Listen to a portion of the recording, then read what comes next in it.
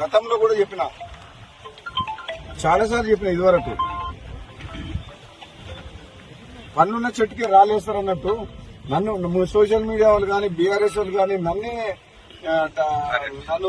నన్ను ముందర పెట్టి అన్ని కథనాలు, తప్పుడు వార్తలు, రూమర్స్ క్రియేట్ చేస్తారు. నిజంగా నేను ఏదన్నా పొలిటికల్ గా నిర్ణయం తీసుకుంటే నేనే ప్రెస్ మీట్ పెట్టి మాట్లాడతా. నేను కాంగ్రెస్ పార్టీ ఎమ్మెల్యేగా కొనసాగుకుంటూ మునుగోడు నియోజకవర్గ అభివృద్ధి కోసం కృషి చేస్తున్నాం. మంత్రివర్గ విస్తరణ అనేది అధిష్టానం తీసుకునే నిర్ణయం కాబట్టి అధిష్టానం ఏ నిర్ణయం తీసుకున్నా కట్టుబడి ఉంటాం. అప్పటి వరకు కాంగ్రెస్ పార్టీ ఎమ్మెల్యేగా ఒక క్రమశిక్షణ గల కార్యకర్తగా నియోజకవర్గ అభివృద్ధి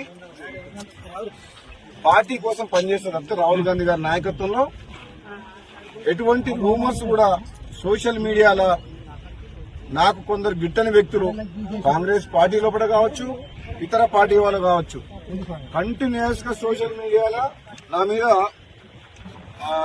దుష్ప్రచారం జరుగుతుంది. దయచేసి మళ్లీ చెప్తున్న తెలంగాణ ప్రజలందరికీ కూడా ఇటువంటి వార్తల్ని నమ్మొద్దు. భవిష్యత్తులో ఏదన్నా రాజకీయ పరంగా ఏదైనా నిర్ణయం తీసుకుంటే నేనే ప్రెస్ మీట్ పెట్టి మాట్లాడతా. అప్పటి వరకు దయచేసి ఎటువంటి రూమర్స్ ని, దుష్ప్రచారాన్ని నమ్మొద్దని చెప్పేసి కూడా నేను విజ్ఞప్తి చేస్తున్నాను. Thank you.